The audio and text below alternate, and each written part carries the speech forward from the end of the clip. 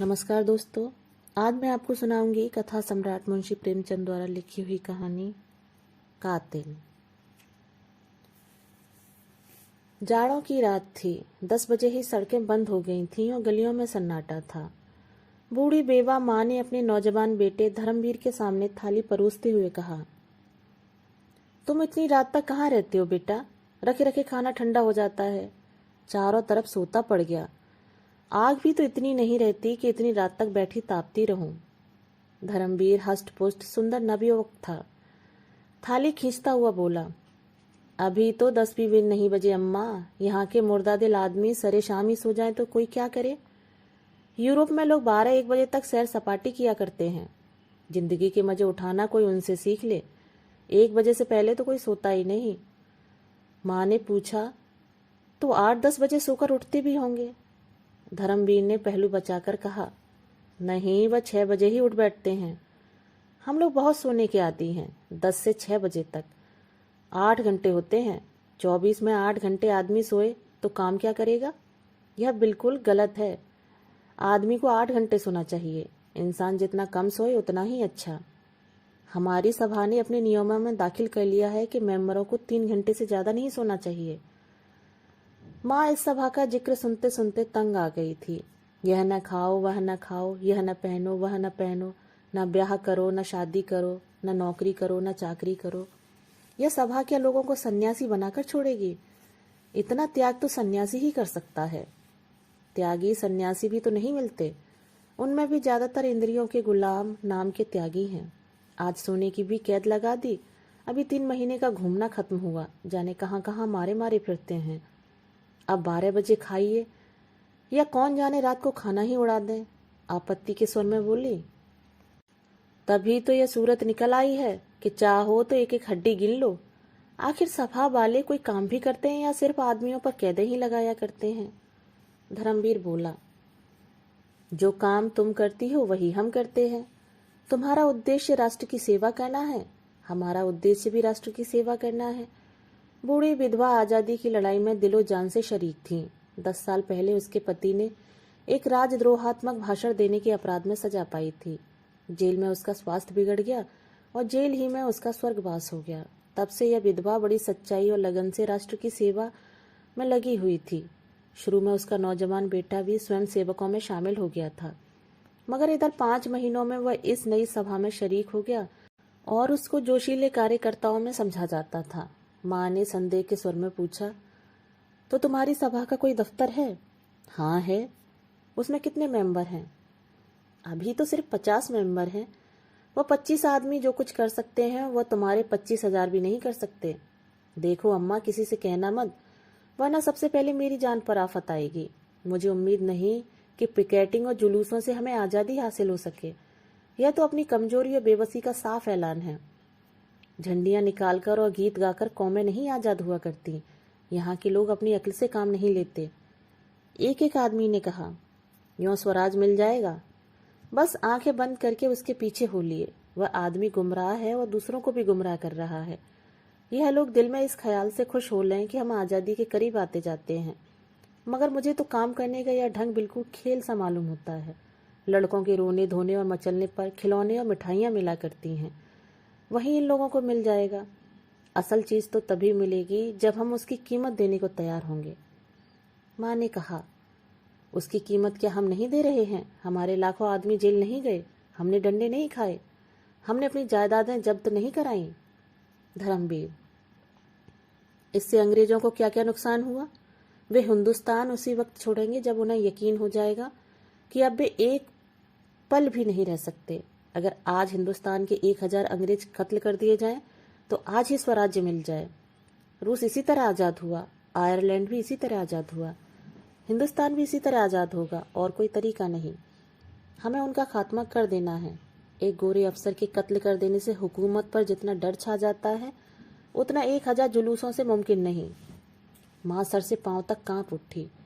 उसे विधवा हुए 10 साल हो गए थे। यही लड़का उसकी जिंदगी का सहारा है। इसी को सीने से लगाए मेहनत मजदूरी करके अपने मुसीबत के दिन काट रही है। वह इस ख्याल से खुश थी कि यह 4 पैसे कमाएगा, घर में बहू आएगी, एक टुकड़ा खाऊंगी और पड़ी रहूंगी। आरजुओं के पतले पतले तिनकों से उसने एक किश्ती बनाई थी। उसी पर बैठकर जिंदगी के दरिया को पार कर रही थी। वह किश्ती अब उसे लहरों में झकोले खाती हुई मालूम हुई। उसे ऐसा मालूम हुआ कि वह किश्ती दरिया में डूबी जा रही है। उसने अपने सीने पर हाथ रखकर कहा, बेटा तुम कैसी बातें कर रहे हो? क्या तुम समझते हो अंग्रेजों को कत्ल कर देने से हम आज़ाद हो जाएंगे? हम अंग्रेजों के दुश्मन नहीं, हम इस राज्य प्रणाली के दुश्मन हैं। अगर यह राज्य प्रणाली हमारे भाई बंदों के ही हाथों में हो और उसका बहुत बड़ा हिस्सा है भी, तो हम उसका भी इसी तरह विरोध करेंगे। विदेश में तो कोई दूसरी कौम राज न करती थी, फिर भी रूस वालों ने इस हुकूमत का उखाड़ फेंका, तो उसका कारण यही था कि राजा प्रजा की परवाह न करता था। अमीर लोग मजे उड़ाते थे, गरीबों को पीसा जाता था। यह बात तुम मुझसे ज्यादा जानते हो। वही हाल हमारा है। देश की संपत्ति किसी न किसी बहाने निकलती जाती है और हम गरीब होते जाते हैं। हम इस अवैधानिक शासन को बदलना चाहते हैं। मैं तुम्हारे पैरों में पड़ती हूँ, इस सभा से अपना नाम कटवा लो। खामखा आग में न कूदो।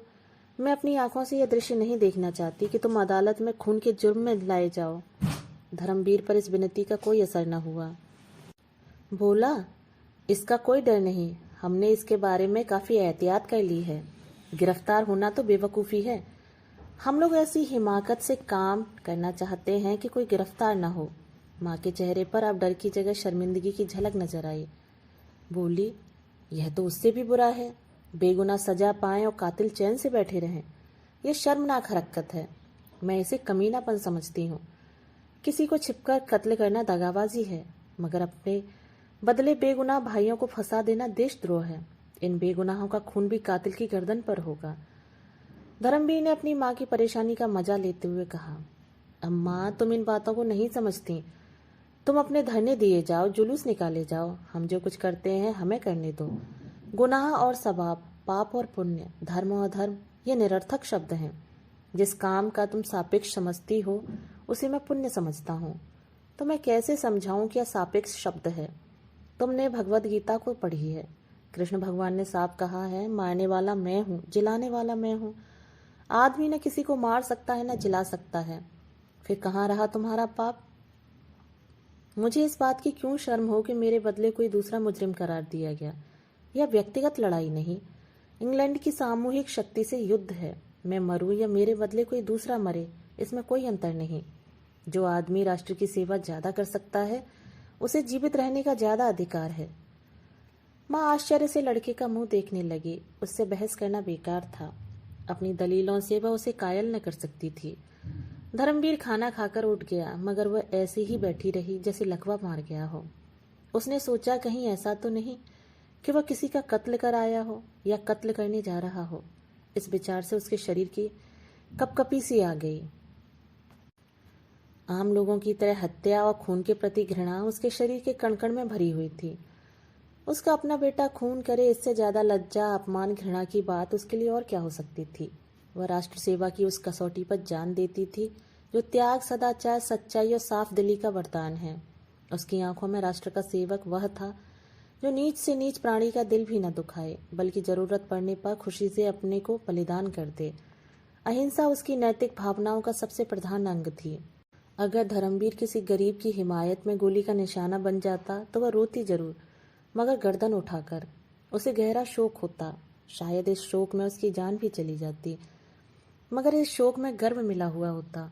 लेकिन वह किसी का खून कराए, यह एक भयानक पाप था, कलंक था। लड़की को रोके कैसे, यही सवाल उसके सामने था। वह यह नौबत हरगिज न आने देगी कि उसका बेटा खून के जुर्म में पकड़ा जाए। उसे यह बर्दाश्त था कि उसके जुर्म की सजा बेगुनाहों को मिले।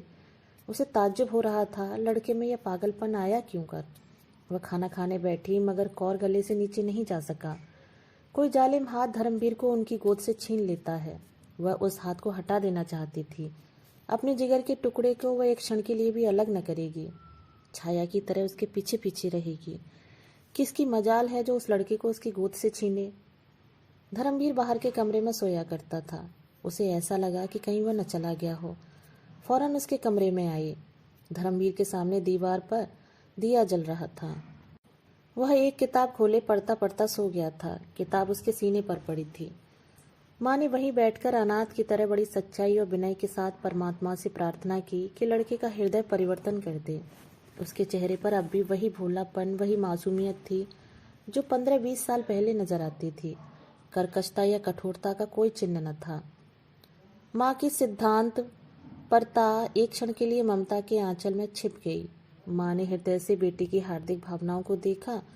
इस नौजवान के दिल में सेवा की कितनी उमंग है, कौम का कितना दर्द है, पीड़ितों से कितनी सहानुभूति है। अगर इसमें बूढ़े किसी सूझबूझ, धीमी चाल और धैर्य है तो इसका क्या कारण है? जो व्यक्ति प्राण जैसी प्रिय वस्तु को बलिदान करने के लिए तत्पर हो, उसकी तड़प और जलन का कौन अंदाजा कर सकता है? काश यह जोश, यह दर्द हिंसा के पंजे से निकल सकता तो जागरण की प्रगति कितनी तेज हो जाती। माँ की आहट पाकर धर्मवीर चौंक पड़ा और किताब संभालता हुआ बोला, तुम कब आ गई अम्मा? मुझे तो जाने कब नींद आ गई। माँ ने दीवट को दूर हटाकर कहा, चारपाई के पास दिया रखकर न सोया करो, इससे कभी कभी दुर्घटनाएं हो जाया करती हैं। और क्या सारी रात पढ़ते ही रहोगे? आधी रात तो हुई, आराम से सो जाओ। मैं भी यहीं लेटी जाती हूँ। मुझे अंदर न जाने क्यों डर लगता है। धर्मवीर, तो मैं एक चारपाई लाकर डाले देता हूँ। नहीं, मैं यहीं जमीन पर लेट जाती हूँ। वाह, मैं चारपाई पर लेटूं और तुम जमीन पर पड़ी रहो।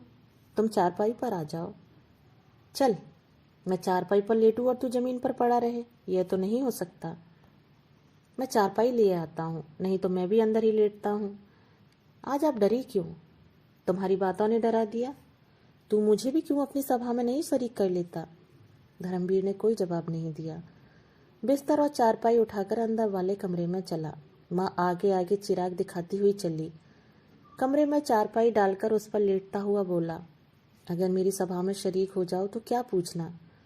बेचारे कच्ची कच्ची रोटियां खाकर बीमार हो रहे हैं, उन्हें अच्छा खाना मिलने लगेगा। फिर ऐसी कितनी ही बातें हैं जिन्हें एक बूढ़ी स्त्री जितनी आसानी से कर सकती है, नौजवान हरगिज नहीं कर सकते।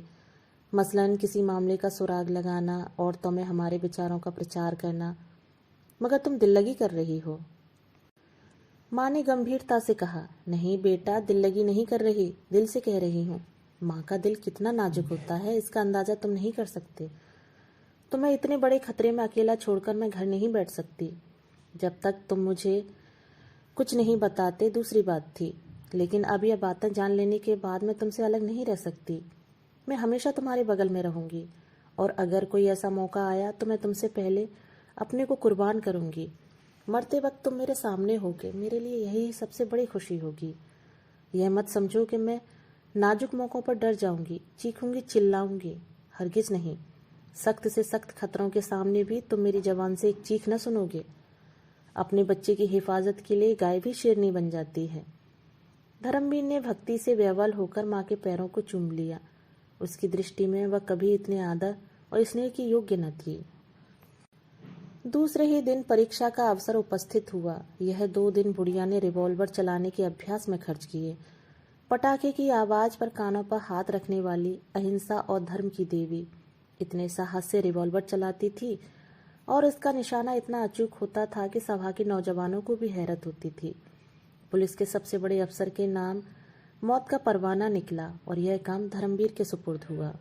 दोनों घर पहुंचे तो माँ ने पूछा, क्यों बेटा, इस अफसर ने तो कोई ऐसा काम नहीं किया, फिर सभा ने उन्हें क्यों चुना?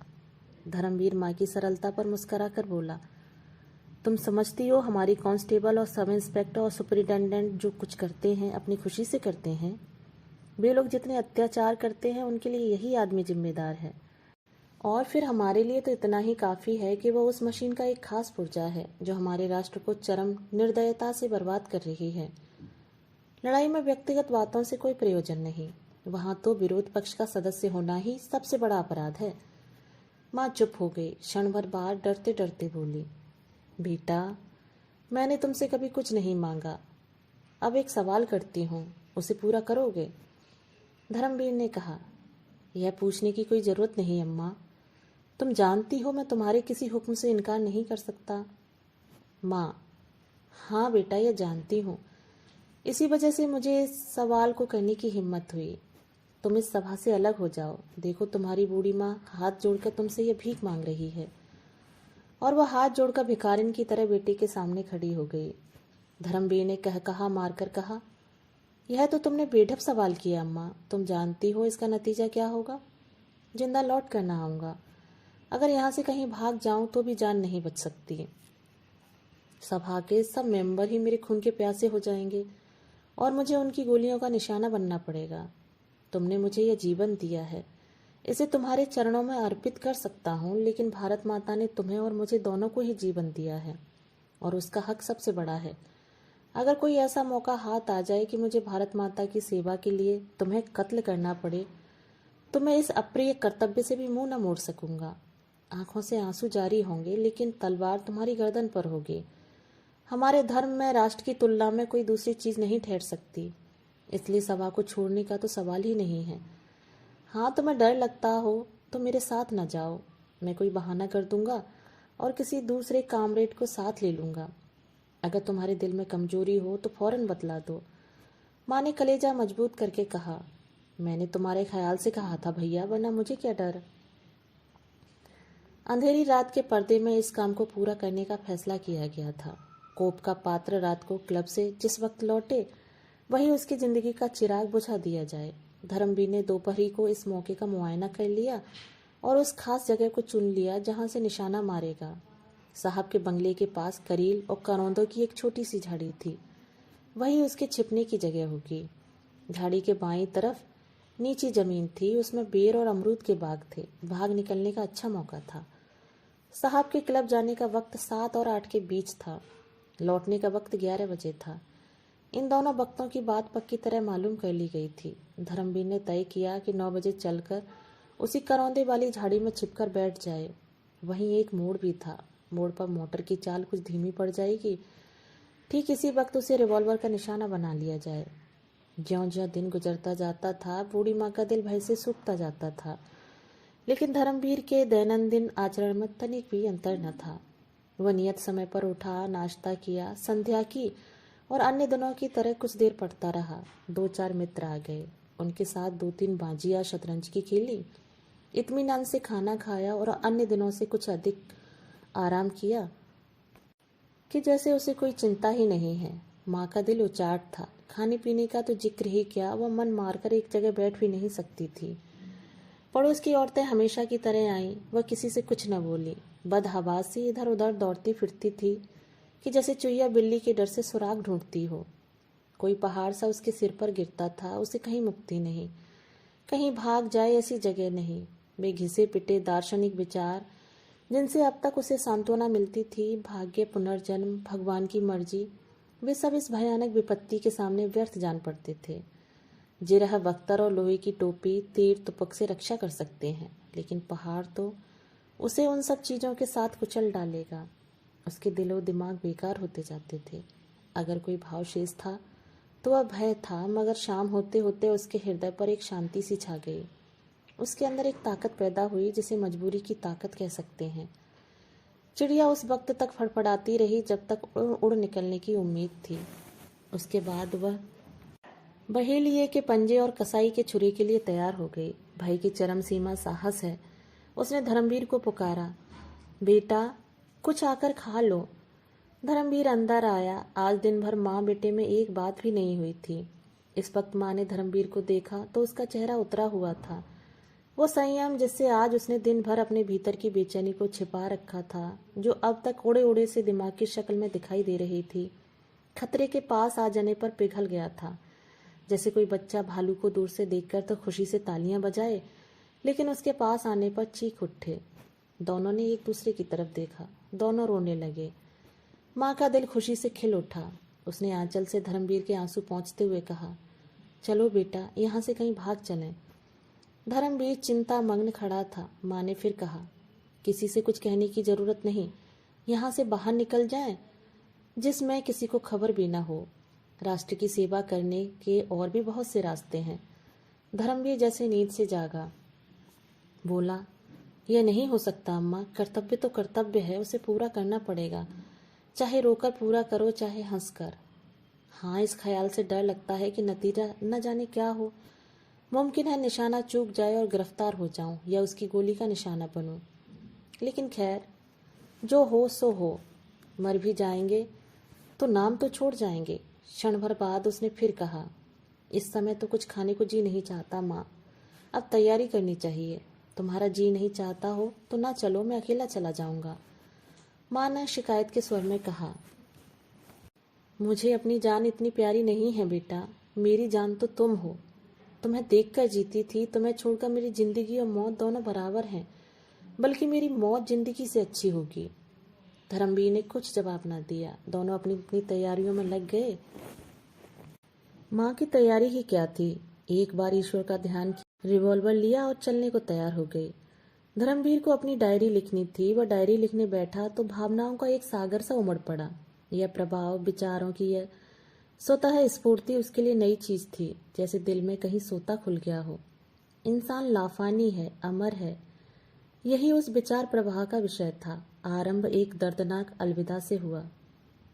रुखसत ए दुनिया की दिलचस्पियों, रुखसत ए जिंदगी की बहारों, रुखसत ए मीठे जख्मों, रुखसत। देश भाइयों, अपने इस आहत और अभागे सेवक के लिए भगवान से प्रार्थना करना। जिंदगी बहुत प्यारी चीज है, इसका तजुर्बा हुआ। आह, वही दुख दर्द के नश्तर, वही हसरतें और मायूसियां जिन्होंने जिंदगी को कड़वा बना रखा था, इस समय जीवन की सबसे बड़ी पूंजी है। यह प्रभात की सुनहरी किरणों की वर्षा, या शाम की रंगीन हवाएं, या गली कूचे, या दरो दीवार फिर देखने को मिलेंगे। जिंदगी बंदिशों के नाम है, बंदिशें एक एक करके टूट रही हैं। जिंदगी का शिराज बिखरा जा रहा है। ए दिल की आज़ादी, आओ तुम्हें नाउम्मीदी की कब्र में दफन कर दूं। भगवान से यही प्रार्थना है कि मेरे देशवासी फले फूलें, मेरा देश लहलहाए।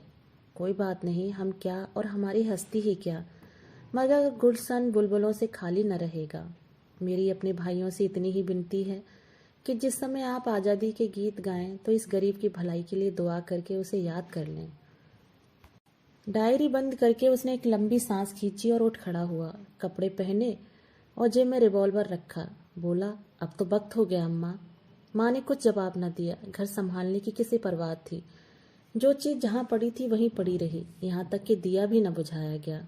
दोनों खामोश घर से निकले, एक मर्दानगी के साथ कदम उठाता, दूसरी चिंतित और शोकमग्न और बेबसी के बोझ से झुकी हुई।